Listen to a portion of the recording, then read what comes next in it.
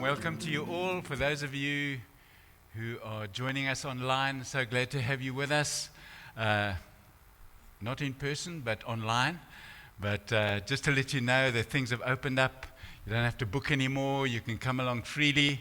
And it's absolutely wonderful to see so many faces back again and connecting again with people. And so I think good things are to come. Good things are ahead of us.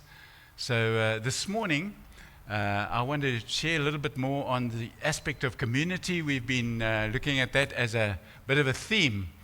And I was during this time, I was reminded of a song. It just came back to mind. It's an old song. I know I'm giving away my ages, but it's an old Beatles song called Eleanor Rigby. And just a little bit of background of that song. It was written by Lennon and McCartney. And it was taken from the gravestone of a person in Manchester called Eleanor Rigby.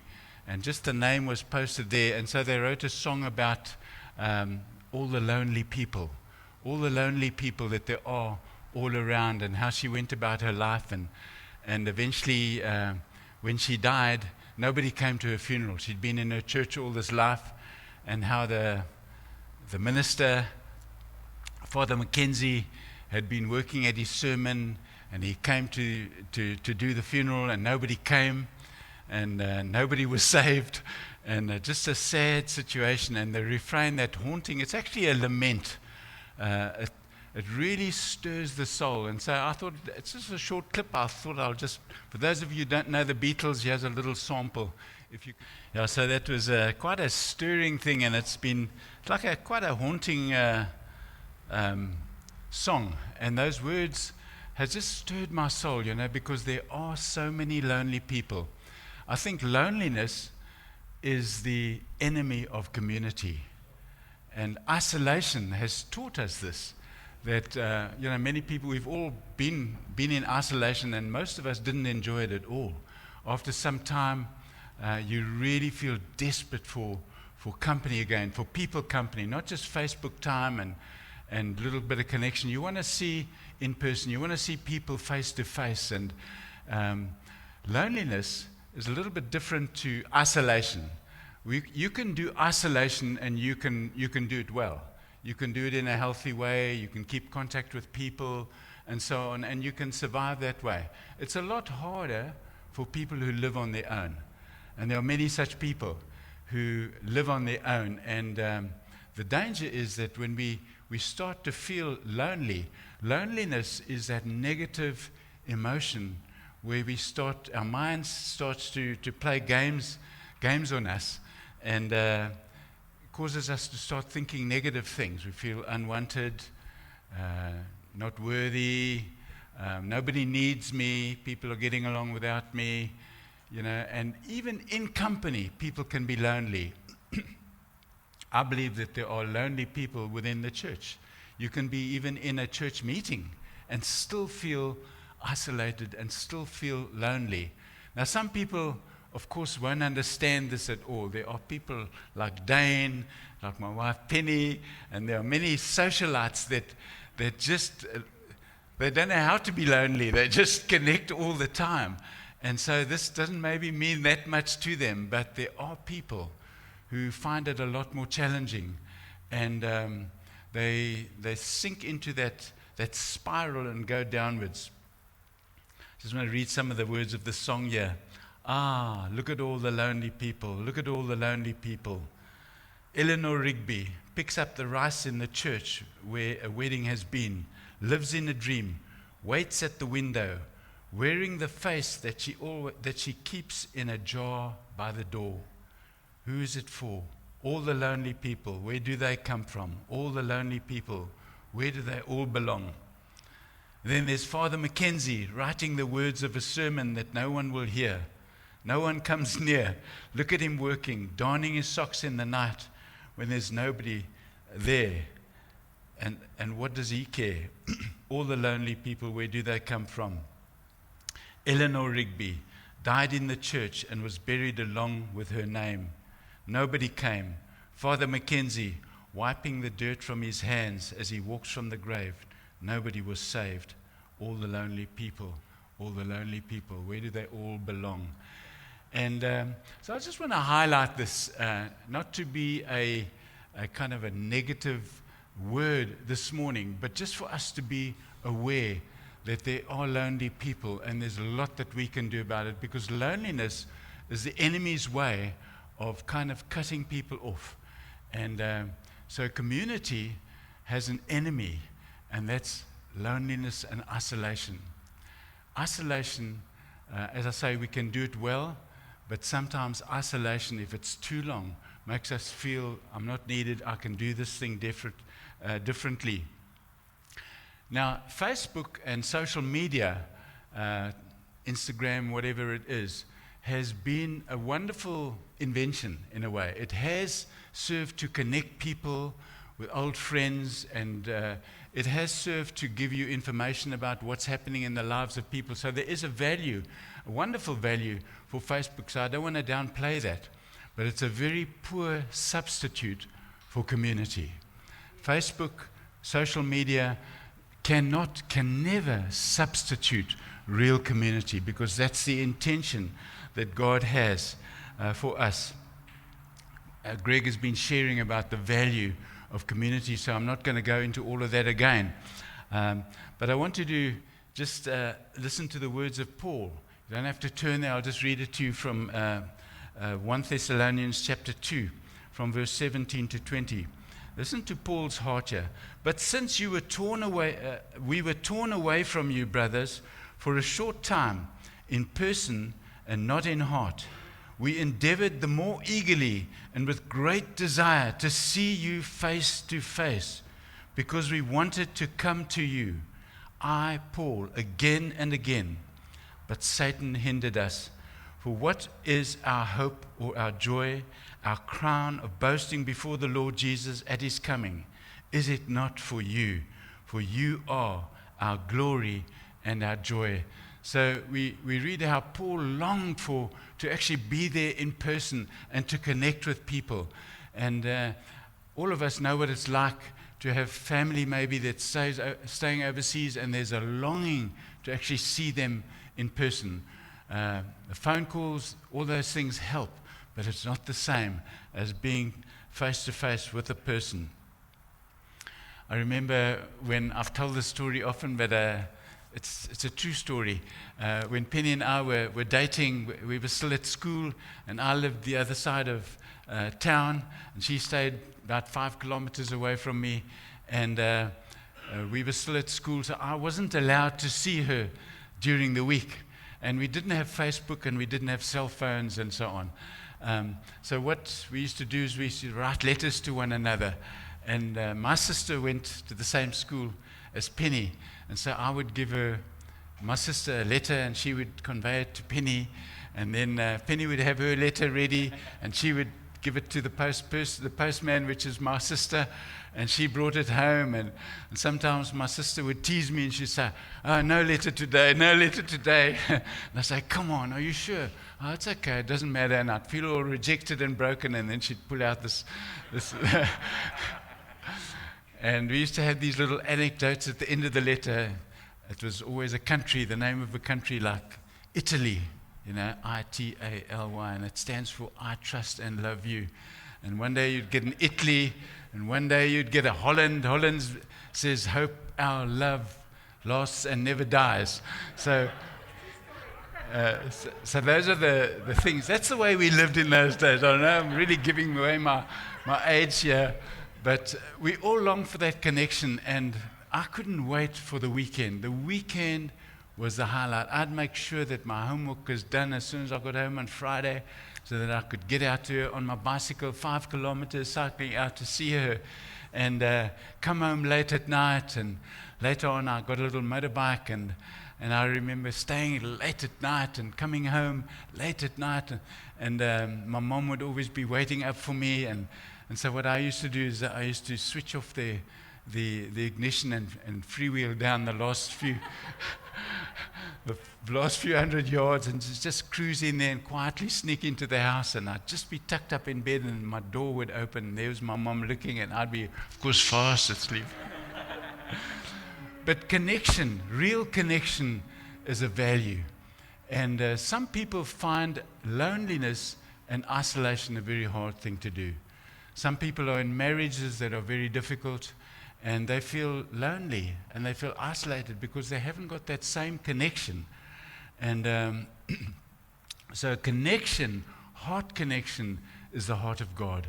And it's also the reason for community. There are so many one another's in the Bible, and there are many, many scriptures, but I want to just pick on a couple here. Hebrews chapter 10, verse 24 and 25. And let us consider how we may spur one another on toward love and good deeds, not giving up meeting together as some are in the habit of doing, but encouraging one another all the more as you see the day approaching. So there's one of those beautiful one another's, and the purpose of being together is that we build one another up and we encourage one another. We can pray for one another and so on. Another one is in Galatians 6 verse 2, bear one another's burdens and so fulfill the law of Christ. So that's another value of community, is that we are there to bear one another's burdens, that we are not alone. So obviously the enemy is going to target community. He doesn't want community to work because that's where all the good stuff happens. Don't you all feel lifted up? I do. Even if we didn't have a sermon today, you'd feel blessed because we were just seeing one another's faces. We were here in the presence of God and we feel encouraged. So when we get together, there's this wonderful encouragement that takes place. So the community is going to be targeted. And one of the things that the enemy does, of course, is to try and cause division, stir division, so that you can withdraw from fellowship. So that can happen at home, it can happen in a family, it can happen in your any group that you belong to, or any connection group that you belong to. That little bit of division or that upset, that offense can cause you to get hurt and withdraw. That's the reason, probably the main reason why people kind of backslide, you know, that term where people just withdraw from fellowship simply because something happened that offended them.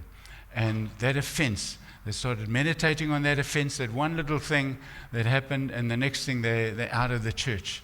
And we all are fragile at times, and some people are more fragile than others. And I want to encourage you to go after being a little bit more robust. You know, that's the only way we're going to fight this, is by being robust and saying, you know what, even if somebody offends me, or there's somebody that talks too much, or I don't like this preaching or the songs or whatever it might be, there's always something, or there's some person that may offend you. Let's become robust. We are not perfect, but I believe God's smile is upon us when we can tolerate those differences and pull together.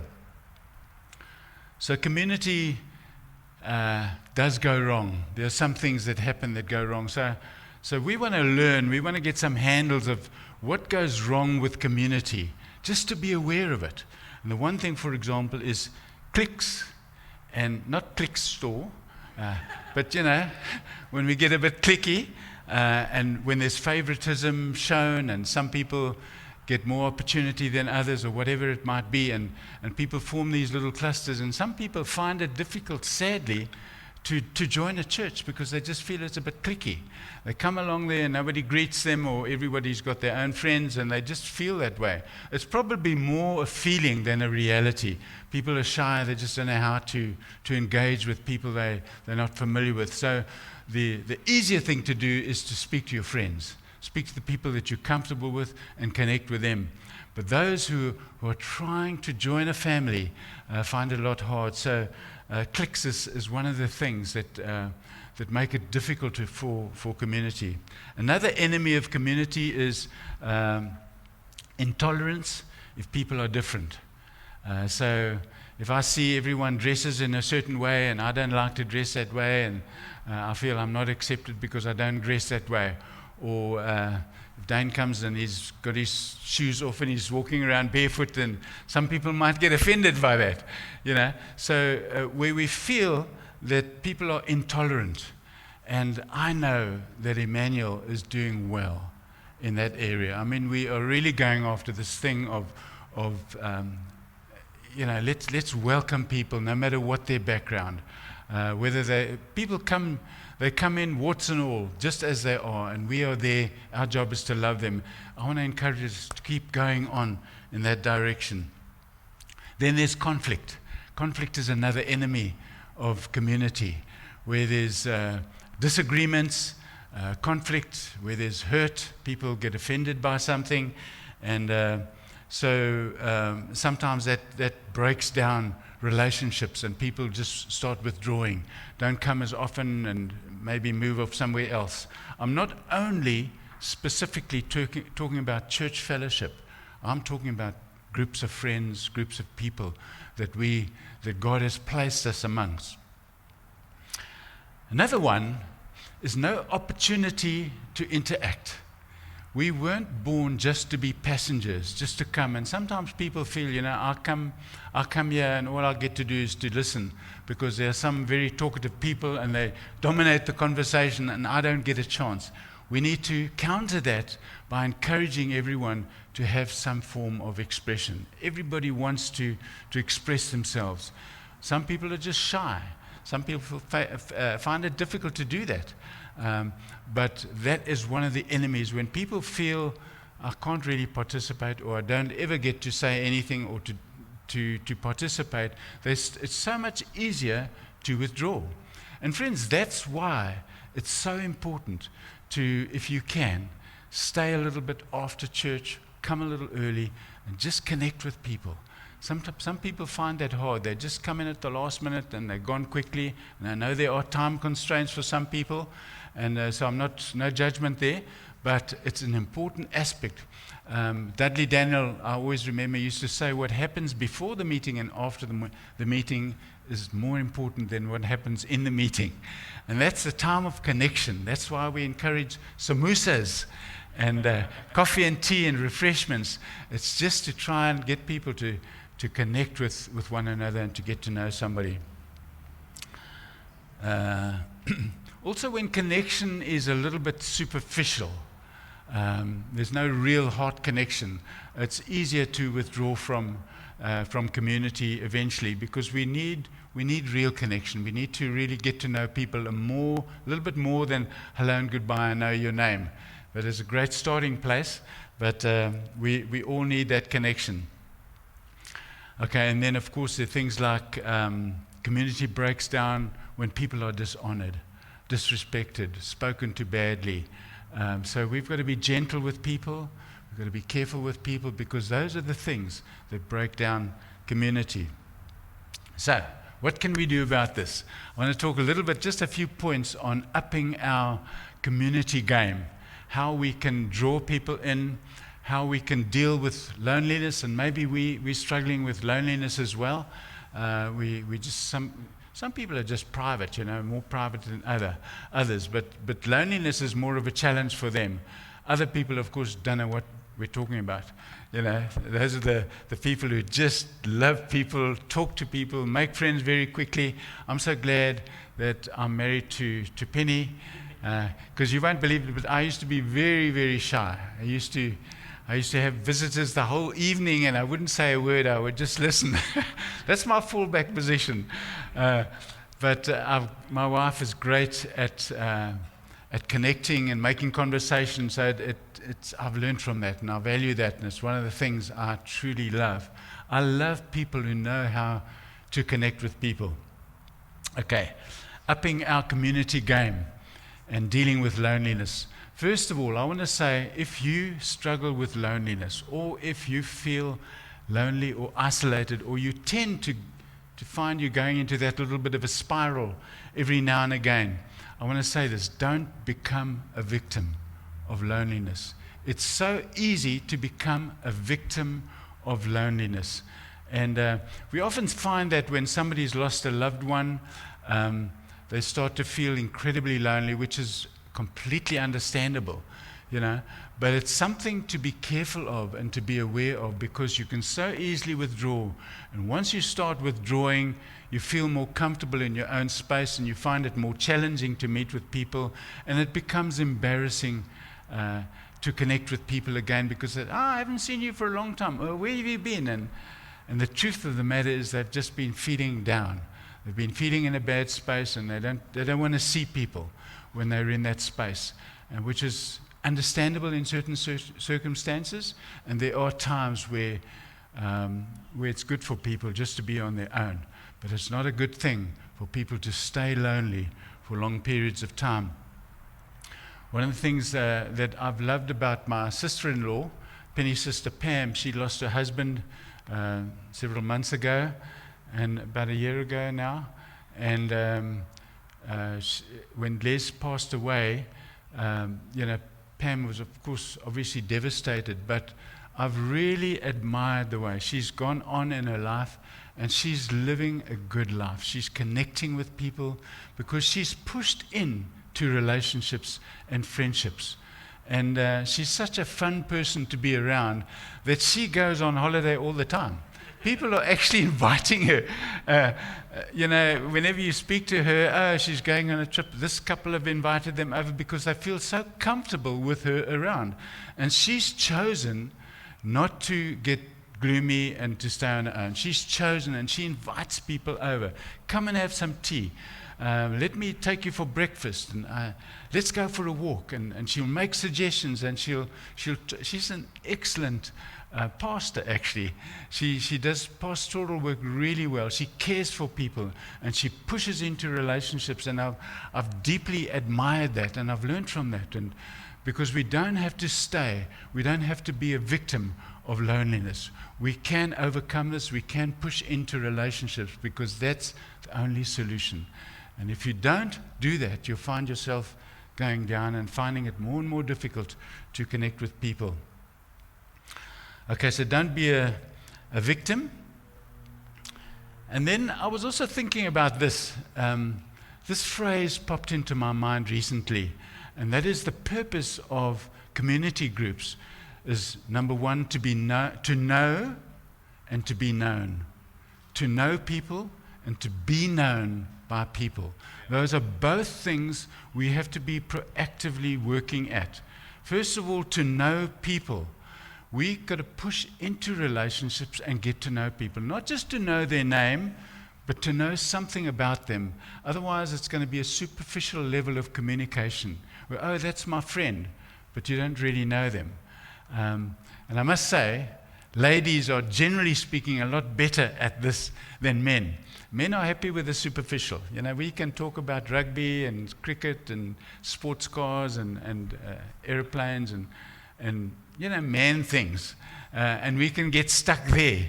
But we can be talking to people for an hour or longer, and sorry, what's your name again? We don't know if they're married, we don't know if they've got children, we don't know what issues they have, because it's much safer to talk about this stuff over there. Ladies are very different, generally speaking. They love connecting, and they get together and they start interacting and talking about what's going on in the home. They learn stuff, and I think it's great. And I'm so thankful as well. So when we come away from meeting some new people, and I also get all the real gem from Penny. She knows. She can tell you what's going on. She can tell you because she's connected.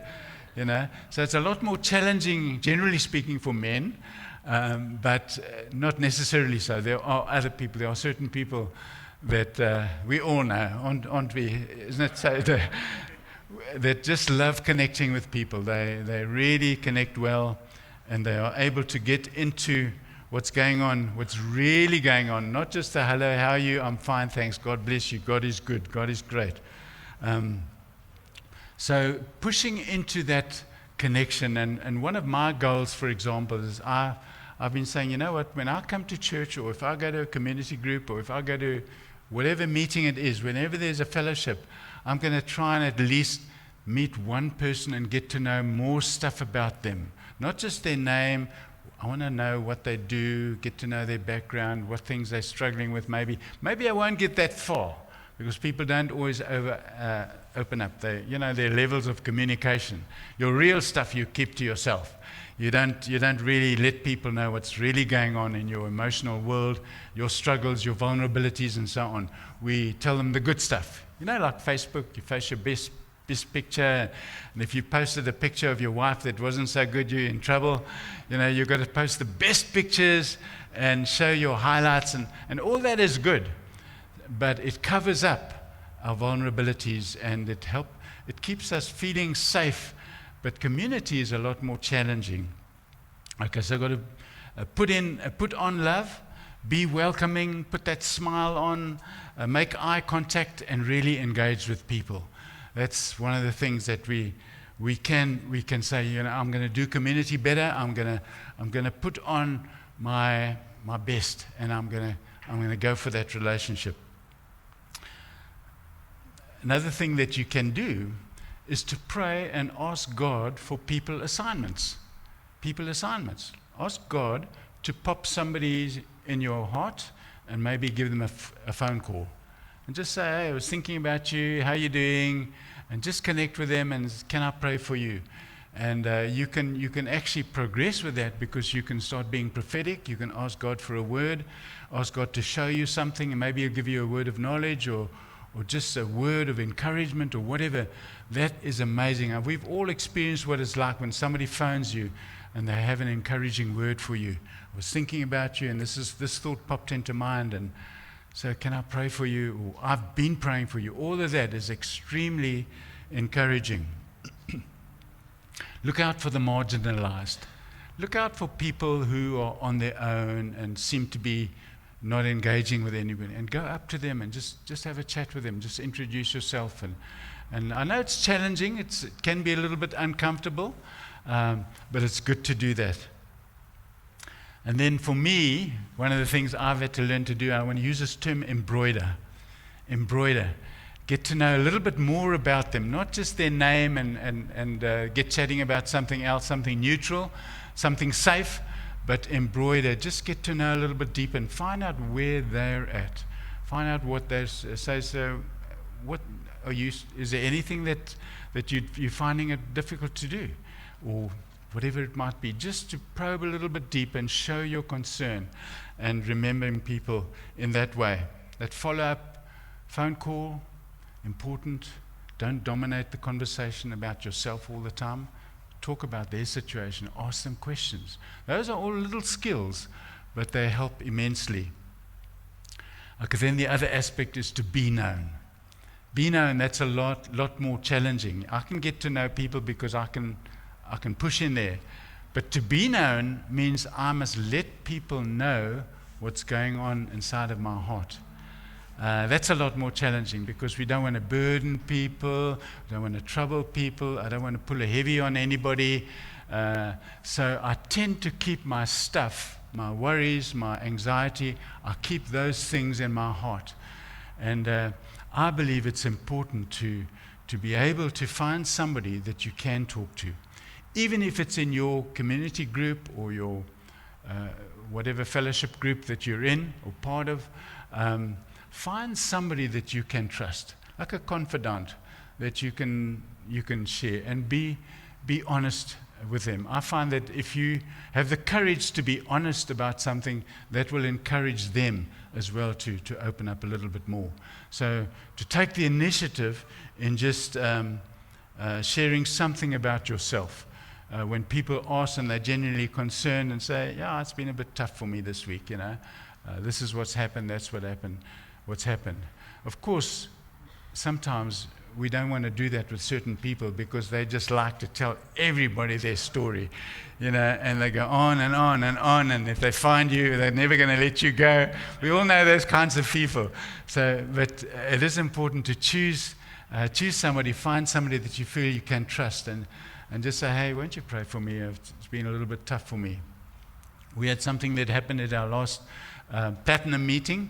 It was amazing. I mean, we'd finished our time of worship, and we had an amazing time of just worship and prayer. And I said, is there anybody who would like any prayer for anything? And this one lady stuck up her hand and says, yes, please, won't you pray for me? She said, I'm not doing well.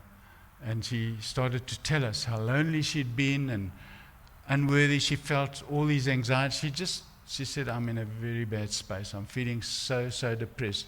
I think she might have been even really down in the dumps. And of course the extreme is you don't want somebody to commit suicide. But that's what happens with loneliness. It can go down to that kind of extreme.